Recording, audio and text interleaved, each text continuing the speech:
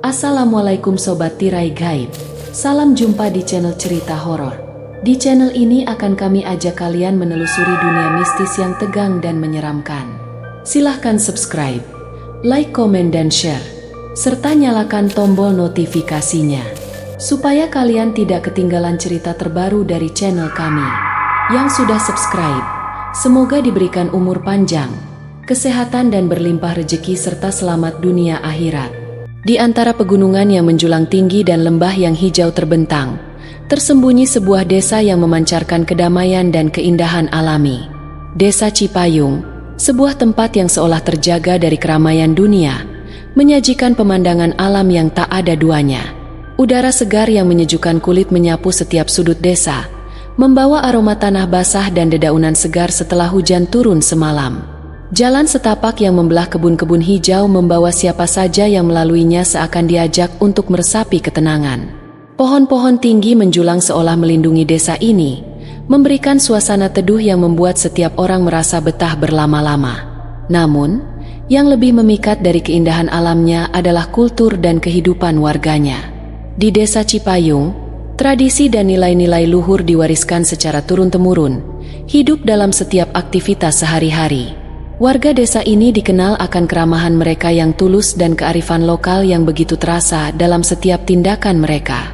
Di setiap pagi, ada suara riang anak-anak yang berjalan menuju sekolah, sementara para ibu sibuk menyiapkan hidangan pagi di dapur rumah-rumah sederhana yang berdiri di antara pepohonan rindang. Di sepanjang jalan, terlihat kebersamaan yang sangat kental, dengan warga yang saling membantu tanpa pamrih dalam setiap pekerjaan, dari membangun rumah hingga menanam padi. Kehidupan di sini berjalan perlahan, penuh dengan ritme alami yang menghormati waktu dan alam. Setiap keluarga memiliki cerita dan tradisi mereka sendiri, tetapi semuanya berputar pada satu prinsip, kebersamaan. Namun, di balik keceriaan dan kedamaian ini, ada sesuatu yang lebih dalam yang tersimpan di Desa Cipayung. Sebuah rahasia yang hanya diketahui oleh mereka yang cukup berani untuk mencari tahu lebih jauh. Desa ini bukan hanya tentang keindahan alam atau kehidupan yang tenang. Ada lapisan misteri yang menghiasi setiap sudutnya, yang hanya dapat ditemukan oleh mereka yang membuka mata dan hati untuk melihatnya. Mentari pagi menyapa lembut melalui celah-celah jendela bambu. Debu-debu menari dalam sinarnya yang keemasan, menerangi kesederhanaan kamar yang kini menjadi tempat tinggal Nisa selama kuliah kerja nyata atau KKN. Udara pegunungan yang sejuk menusuk kulit membawa aroma tanah basah dan dedaunan yang segar. Nisa menggeliat di atas kasur tipis, mencoba mengumpulkan sisa-sisa kantuk yang masih menggelayuti pikirannya. Semalam ia dan ketiga teman kelompoknya, Sari, Dito, dan Farid, baru saja tiba di desa terpencil ini. Desa yang namanya bahkan tak tercantum jelas di peta yang mereka bawa. Wam! Nisa menguap lebar lalu melirik jam di ponselnya. Pukul 6.30 ia memutuskan untuk segera bangun. Hari pertama KKN biasanya dipenuhi dengan perkenalan dan penyesuaian diri. Ia bangkit, merapikan selimut dan berjalan menuju pintu.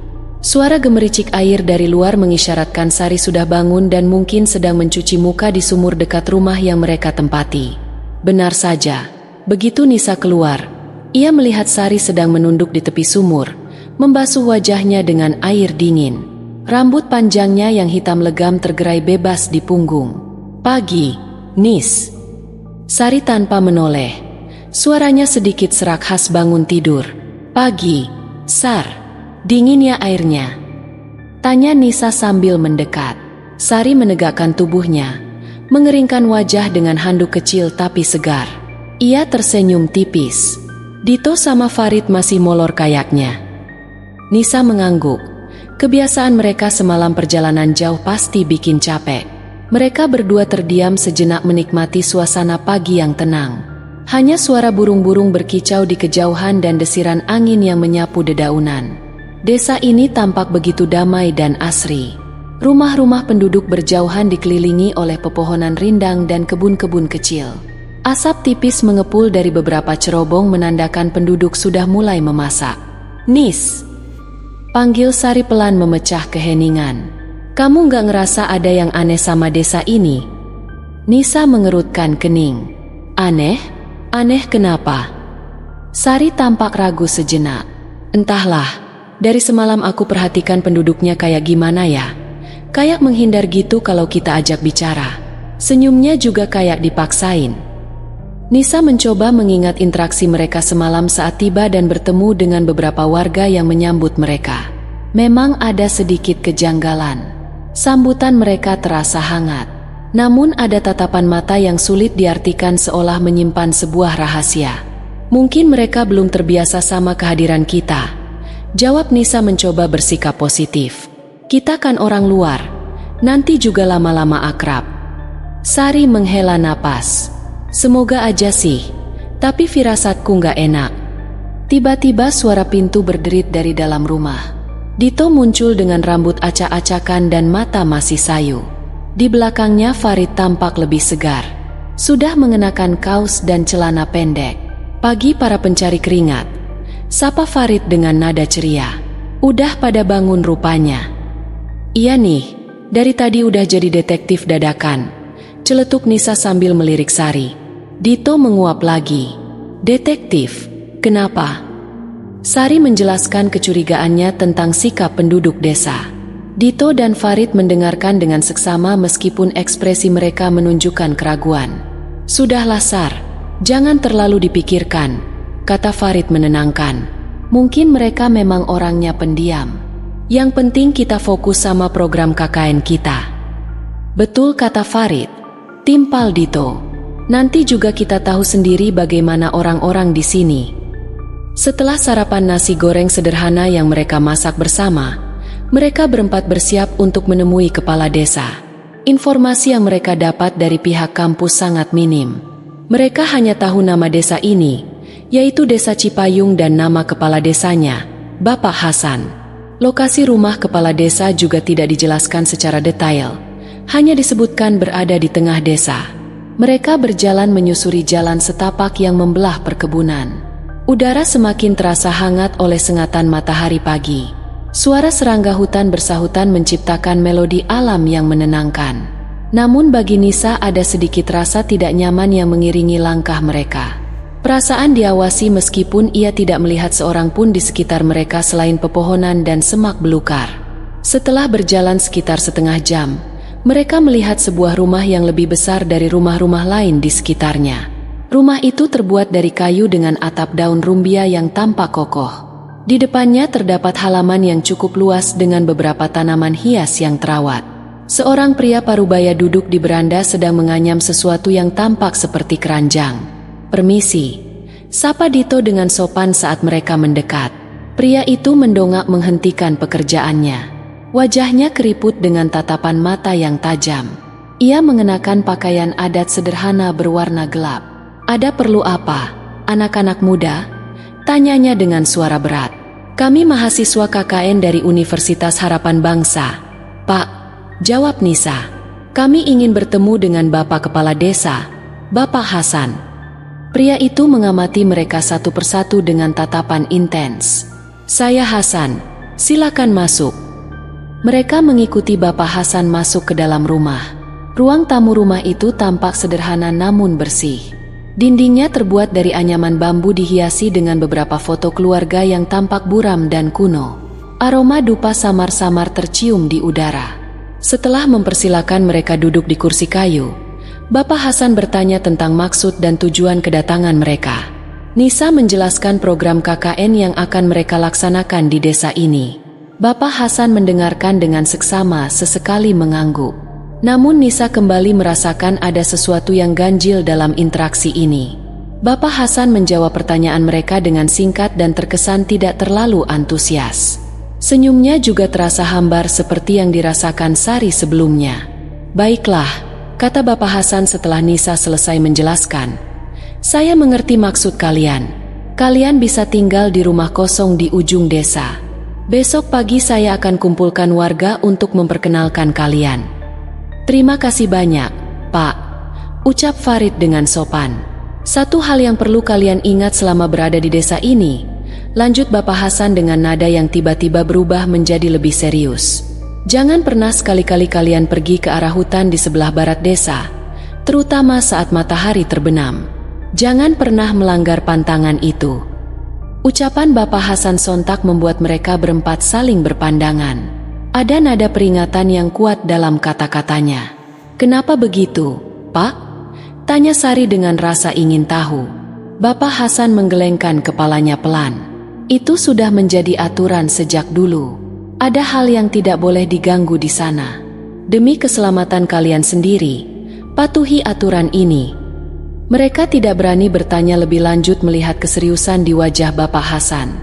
Setelah berpamitan, mereka berjalan keluar dari rumah kepala desa dengan pikiran yang dipenuhi pertanyaan. "Hutan di barat," gumam Mina. "Ada apa di sana?" "Pantangan," timpal Farid. "Ini desa kayak punya cerita mistis aja." Sari tampak semakin gelisah. "Firasatku semakin gak enak." Nisa mencoba menenangkan teman-temannya. Meskipun dalam hatinya sendiri ia juga merasakan keanehan yang sama. Mungkin hanya mitos lama. Kita gak perlu khawatir berlebihan. Yang penting kita fokus sama KKN kita dan menghormati aturan yang ada. Mereka berjalan menuju rumah kosong yang ditunjukkan oleh Bapak Hasan. Rumah itu terletak agak jauh dari rumah-rumah penduduk lainnya di ujung jalan setapak yang menuju ke arah hutan di barat yang tadi disebutkan. Rumah itu tampak lebih tua dan tidak terawat dibandingkan rumah yang mereka tempati sebelumnya. Debu tebal menyelimuti perabotan di dalamnya. "Wah, lumayan juga istana kita," celetuk Farid mencoba mencairkan suasana. Meskipun berusaha bersikap santai, Nisa tidak bisa mengabaikan perasaan aneh yang terus mengganjal di hatinya. Desa ini dengan keramahan yang terasa dipaksakan dan peringatan misterius tentang hutan di barat menyimpan sesuatu yang tersembunyi. Sesuatu yang mungkin lebih dari sekadar cerita rakyat biasa. Malam pertama di rumah kosong itu terasa sunyi dan mencekam. Suara-suara binatang malam dari hutan terdengar jelas bercampur dengan desiran angin yang menerpa dinding bambu rumah. Nisa sulit tidur. Ia terus memikirkan perkataan Bapak Hasan tentang hutan di barat. Rasa ingin tahu dan sedikit ketakutan bercampur aduk dalam benaknya. Keesokan paginya, sesuai janji Bapak Hasan, para penduduk desa berkumpul di balai desa yang terletak di tengah perkampungan. Mereka menyambut kedatangan para mahasiswa KKN dengan senyum dan anggukan kepala. Namun lagi-lagi Nisa merasakan ada jarak yang tak terlihat antara mereka dan para penduduk. Tatapan mata mereka seolah menyimpan cerita yang tidak ingin mereka bagikan. Selama beberapa hari berikutnya, Nisa dan teman-temannya mulai menjalankan program KKN mereka. Mereka membantu anak-anak belajar, mengadakan penyuluhan tentang kesehatan, dan bergotong royong memperbaiki jalan desa. Interaksi mereka dengan para penduduk berjalan lancar, namun sebatas kegiatan formal. Mereka jarang berbincang di luar kegiatan KKN dan jika diajak bicara, jawaban mereka selalu singkat dan tidak bertele-tele. Nisa semakin merasakan keanehan di desa ini. Setiap malam setelah matahari terbenam, suasana desa berubah drastis. Keheningan yang mencekam menyelimuti seluruh perkampungan. Lampu-lampu di rumah penduduk tampak redup. Bahkan beberapa rumah terlihat gelap gulita. Tidak ada suara tawa anak-anak atau obrolan orang dewasa seperti di desa-desa lain yang pernah ia kunjungi. Yang terdengar hanyalah suara binatang malam dari hutan barat yang semakin intens. Suatu malam Nisa tidak bisa tidur. Ia terbangun karena suara lolongan anjing yang memilukan dari arah hutan barat. Suara itu terdengar sangat dekat seolah-olah berasal dari pekarangan rumah mereka. Bulu kuduk Nisa berdiri. Ia mencoba membangunkan Sari yang tidur di sebelahnya. Tetapi temannya itu tampak pulas. Dito dan Farid juga tidak terusik dengan suara lolongan yang mengerikan itu. Dengan jantung berdebar-debar, Nisa memberanikan diri mengintip dari jendela. Malam itu bulan sabit bersinar samar-samar menerangi sebagian halaman rumah mereka. Namun ia tidak melihat seekor anjing pun. Suara lolongan itu tiba-tiba berhenti digantikan oleh suara gesekan ranting dan langkah kaki yang samar di luar rumah. Nisa menahan napas. Tubuhnya membeku karena ketakutan. Ia merasa ada sesuatu di luar sana mengawasi mereka. Keesokan harinya Nisa menceritakan kejadian semalam kepada teman-temannya. Sari tampak khawatir, namun Dito dan Farid mencoba meremehkannya. "Mungkin cuma anjing liar biasa," kata Dito sambil menguap. "Tapi suaranya beda, Dit. Kayak kesakitan gitu."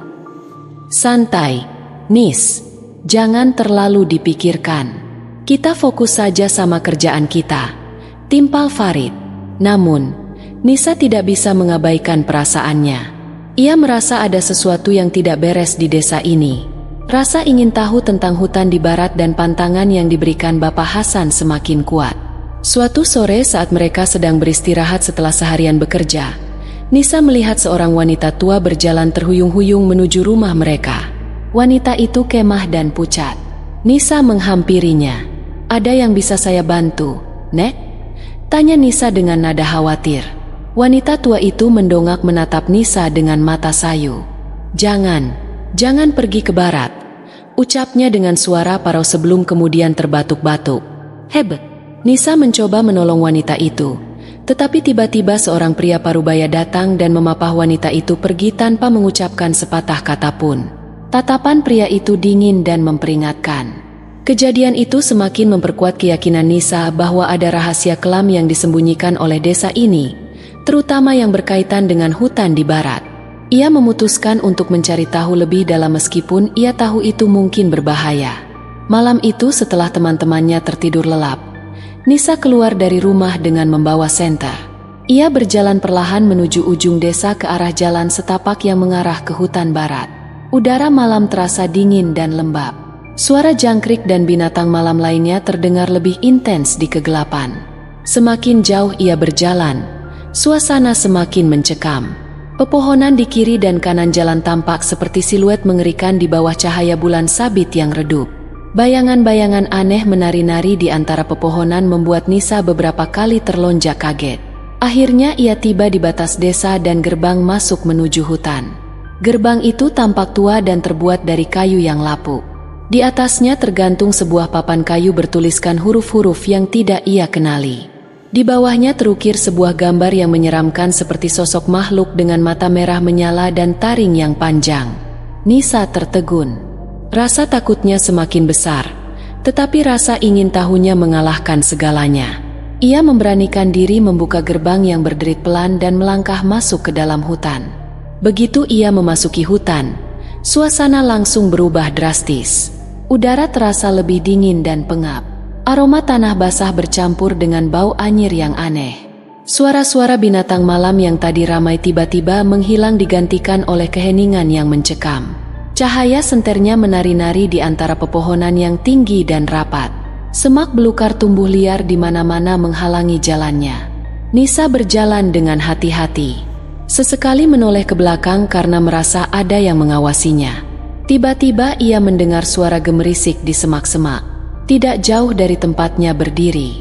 Jantungnya berdegup kencang. Ia mengarahkan senternya ke arah suara itu, tetapi tidak melihat apapun. Hanya dedaunan yang bergoyang tertiup angin malam. "Siapa di sana?" panggil Nisa dengan suara bergetar. Tidak ada jawaban. Ia melanjutkan perjalanannya lebih dalam ke dalam hutan. Semakin jauh ia masuk, semakin gelap dan menakutkan suasana di sekitarnya. Pohon-pohon tampak semakin besar dan aneh dengan ranting-ranting yang menjulur seperti tangan-tangan kurus yang siap mencengkeramnya. Di tengah keheningan malam, Nisa mendengar suara bisikan samar-samar. Suara itu terdengar seperti gumaman pelan yang tidak jelas artinya. Ia mencoba mencari sumber suara itu, tetapi suara itu seolah-olah datang dari segala arah. Rasa takut Nisa semakin memuncak. Ia mulai merasa menyesal telah memasuki hutan ini. Ia ingin berbalik dan segera keluar. Tetapi entah mengapa kakinya terasa berat untuk melangkah. Tiba-tiba cahaya senternya menangkap sesuatu di antara pepohonan di depannya. Sebuah bangunan tua yang tampak terbengkalai. Bangunan itu terbuat dari batu yang sudah berlumut dan tampak angker. Jendela-jendelanya gelap dan kosong seperti mata yang mengawasi. Dengan langkah ragu, Nisa mendekati bangunan itu. Bau anyir yang tadi ia cium di awal hutan semakin kuat di sekitar bangunan ini. Ia merasa ada aura mistis yang kuat memancar dari tempat itu. Saat ia mengintip melalui salah satu jendela yang kacanya pecah, ia melihat ke dalam ruangan yang gelap dan berdebu. Di tengah ruangan, ia melihat sebuah altar batu dengan noda-noda merah yang mengering di atasnya. Bau anyir itu semakin menyengat. Nisa merasakan bulu kuduknya berdiri. Ia yakin tempat ini adalah tempat yang berbahaya. tempat di mana pantangan desa itu berasal. Ia harus segera pergi dari sini. Namun sebelum ia sempat berbalik, ia mendengar suara langkah kaki di belakangnya. Ia menoleh dengan cepat dan melihat sesosok bayangan hitam berdiri tidak jauh darinya. Sosok itu tinggi dan kurus dengan mata merah menyala yang menatapnya tajam dalam kegelapan. Nisa membeku ketakutan. Ia tidak bisa bergerak, tidak bisa berteriak. Sosok itu perlahan mendekat dan Nisa bisa merasakan hawa dingin yang menusuk tulang dari tubuh makhluk itu. Makhluk itu mengeluarkan suara mendesis yang mengerikan memperlihatkan taring-taringnya yang panjang dan runcing. Nisa tahu ia dalam bahaya besar. Ia mencoba melarikan diri, tetapi kakinya terasa lemas. Makhluk itu semakin dekat dan Nisa bisa melihat dengan jelas wajah mengerikan makhluk itu. Kulitnya pucat dan keriput. Matanya merah menyala tanpa pupil dan mulutnya penuh dengan gigi-gigi tajam. Makhluk itu mengulurkan tangannya yang kurus dan bercakar ke arah Nisa. Nisa memejamkan matanya, pasrah dengan apa yang akan terjadi. Tiba-tiba ia mendengar suara teriakan yang memekakan telinga. Ia membuka matanya dan melihat Dito dan Farid berdiri tidak jauh darinya. Tanpa ketakutan namun berusaha melawannya. Dito melemparkan batu ke arah makhluk itu. Sementara Farid mencoba menyinarinya dengan senter. Makhluk itu terkejut dan mundur selangkah. Kesempatan itu tidak disia-siakan oleh Nisa. Dengan sekuat tenaga, Nisa berlari menjauhi bangunan tua itu mengikuti arah cahaya senter Dito dan Farid. Suara mendesis makhluk itu masih terdengar jelas di belakangnya membuat jantungnya berpacu semakin kencang. Ranting-ranting mencambuk wajah dan tangannya saat ia menerobos semak belukar. "Nis, sini!" teriak Dito. Suaranya bercampur dengan rasa takut dan kekhawatiran. Mereka bertiga berlari tanpa henti, tidak berani menoleh ke belakang. Cahaya senter Farid menjadi penunjuk arah di tengah kegelapan hutan yang mencekam. Suara langkah kaki mereka sendiri terdengar begitu keras di telinga mereka, memecah keheningan malam yang sebelumnya dipenuhi oleh suara-suara aneh. Setelah berlari cukup jauh, mereka akhirnya merasa makhluk itu tidak lagi mengejar mereka. Mereka berhenti di bawah pohon besar, terengah-engah mencoba mengatur napas. Keringat dingin membasahi tubuh Nisa. "Ya Tuhan, apa itu tadi?" tanya Nisa dengan suara bergetar. Dito dan Farid juga tampak pucat dan ketakutan. "Entah, aku juga gak tahu," jawab Dito. "Yang jelas itu bukan manusia." Matanya merah menyala. Timpal Farid dengan nada ngeri, seperti iblis. Tiba-tiba mereka mendengar suara langkah kaki mendekat. Mereka bertiga langsung menegang bersiap untuk menghadapi kemungkinan terburuk. Namun sosok yang muncul dari kegelapan bukanlah makhluk mengerikan itu, melainkan Sari. "Kalian kemana saja? Aku bangun-bangun kalian gak ada," seru Sari dengan nada khawatir bercampur marah. "Aku dengar suara-suara aneh dari arah hutan. Aku takut kalian kenapa-kenapa." Nisa, Dito, dan Farid saling berpandangan. Mereka tahu Sari pasti sangat khawatir. Nisa kemudian menceritakan apa yang mereka lihat di dalam hutan dan makhluk mengerikan yang mengejarnya. Sari mendengarkan cerita Nisa dengan mata terbelalak. Awalnya ia tidak percaya, tetapi melihat ketakutan yang masih terpancar jelas di wajah teman-temannya, ia pun mulai merinding. "Jadi, benar kata Bapak Hasan tentang pantangan itu," gumam Mina. "Ada sesuatu yang berbahaya di hutan barat. Kita harus segera kembali ke rumah," kata Dito dengan tegas. "Dan besok pagi kita harus bicara dengan Bapak Hasan." Mereka berempat berjalan kembali ke rumah kosong dengan langkah cepat, sesekali menoleh ke belakang untuk memastikan tidak ada yang mengikuti mereka. Suasana hutan malam itu terasa semakin menakutkan setelah pengalaman mengerikan yang baru saja mereka alami. Sesampainya di rumah, mereka langsung mengunci semua pintu dan jendela. Mereka berkumpul di ruang tengah. Tidak ada satupun yang berani tidur. Mereka saling berbagi ketakutan dan berusaha menenangkan diri. Pagi harinya setelah matahari terbit, mereka berempat segera menuju rumah Bapak Hasan. Mereka menceritakan semua yang mereka alami semalam dengan nada serius dan penuh ketegangan. Bapak Hasan mendengarkan cerita mereka dengan wajah yang semakin mengeras. Ia menghela napas panjang setelah Nisa selesai bercerita. "Saya sudah memperingatkan kalian," kata Bapak Hasan dengan nada menyesal. Hutan barat adalah tempat yang terlarang. Kalian telah melihat salah satu penjaganya." "Penjaga?" tanya Farid dengan kening berkerut. "Maksud Bapak?" Bapak Hasan menjelaskan bahwa hutan barat menyimpan sejarah kelam desa mereka. Dahulu kala di tempat itu berdiri sebuah permukiman kuno yang melakukan praktik-praktik sesat dan menyembah makhluk-makhluk kegelapan. Ketika ajaran sesat itu semakin merajalela dan mengancam keselamatan desa, para leluhur dengan kekuatan spiritual yang mereka miliki berhasil mengusir dan mengurung makhluk-makhluk itu di dalam hutan. Bangunan tua yang dilihat Nisa adalah bekas kuil tempat pemujaan mereka. Makhluk yang kalian lihat adalah salah satu penjaga yang memastikan makhluk-makhluk itu tetap terkurung. Mereka akan marah jika ada orang luar yang mengganggu ketenangan tempat itu, lanjut Bapak Hasan. "Mengapa Bapak tidak pernah menceritakan hal ini sebelumnya?" tanya Sari dengan nada sedikit menuntut. Bapak Hasan menundukkan kepalanya. "Kami tidak ingin kalian takut dan meninggalkan desa ini. Kami membutuhkan bantuan kalian untuk program KKN. Kami berharap kalian akan menghormati aturan yang ada tanpa perlu tahu alasannya." "Tapi ini sangat berbahaya, Pak," seru Dito. "Kami hampir saja celaka." "Saya tahu," jawab Bapak Hasan dengan nada menyesal. "Saya minta maaf kalian harus mengalami ini. Tapi percayalah selama kalian tidak mengganggu hutan barat, kalian akan aman di desa ini." Setelah percakapan yang tegang itu, Nisa dan teman-temannya kembali ke rumah dengan perasaan campur aduk. Mereka merasa marah karena Bapak Hasan tidak menceritakan kebenaran sejak awal. Tetapi di sisi lain mereka juga merasa takut dengan apa yang telah mereka lihat. Mereka berunding dan memutuskan untuk tetap melanjutkan program KKN mereka, tetapi dengan lebih berhati-hati dan tidak akan pernah lagi mendekati hutan barat. Mereka juga meminta Bapak Hasan untuk lebih terbuka tentang aturan dan kepercayaan desa, agar tidak terjadi kesalahpahaman lagi. Hari-hari berikutnya di desa Cipayung terasa berbeda. Suasana mistis yang sebelumnya hanya mereka rasakan samar-samar kini terasa lebih nyata. Mereka menjadi lebih peka terhadap tatapan aneh penduduk dan keheningan mencekam di malam hari. Namun mereka tetap berusaha menjalankan tugas mereka dengan sebaik mungkin, berinteraksi dengan penduduk seperlunya dan menghindari topik tentang hutan barat. Mereka menyelesaikan program KKN mereka tanpa insiden mengerikan lainnya. Meskipun ada rasa tidak nyaman dan ketakutan yang selalu mengiringi, mereka berhasil menyelesaikan semua target yang telah ditetapkan. Tibalah hari terakhir mereka di desa Cipayung.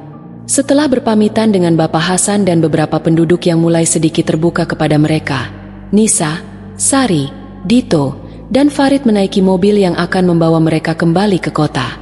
Saat mobil melaju meninggalkan desa, Nisa menoleh ke belakang dan melihat siluet hutan barat yang tampak gelap dan misterius di kejauhan. Ia merasakan sedikit rasa lega karena telah selamat dari desa itu.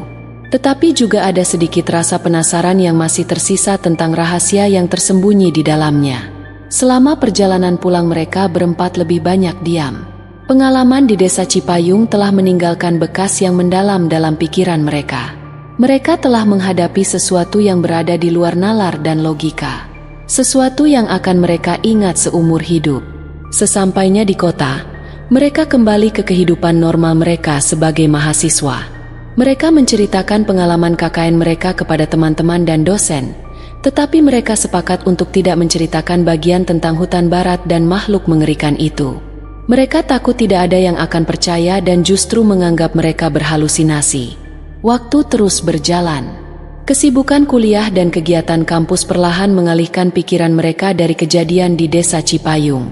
Namun setiap kali malam tiba dan suasana menjadi sunyi, Nisa terkadang masih teringat akan mata merah menyala yang menatapnya dalam kegelapan hutan. Ia bersyukur mereka semua bisa pulang dengan selamat. Pengalaman itu menjadi pelajaran berharga baginya tentang pentingnya menghormati adat dan kepercayaan masyarakat setempat. Meskipun terkadang sulit untuk dipahami dengan akal sehat. Beberapa tahun kemudian, Nisa secara tidak sengaja membaca sebuah artikel tentang legenda desa-desa terpencil di Jawa Barat. Dalam artikel itu disebutkan tentang sebuah desa yang hilang di antara pegunungan yang konon dihuni oleh makhluk-makhluk penjaga dan memiliki hutan terlarang yang menyimpan kutukan. Nisa terkejut menyadari bahwa deskripsi itu sangat mirip dengan desa Cipayung. Artikel itu juga menyebutkan bahwa beberapa orang yang nekat memasuki hutan itu tidak pernah kembali. Membaca artikel itu membuat bulu kuduk Nisa kembali berdiri.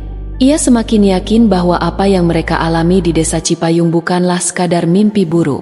Desa itu memang menyimpan rahasia gaib yang berbahaya.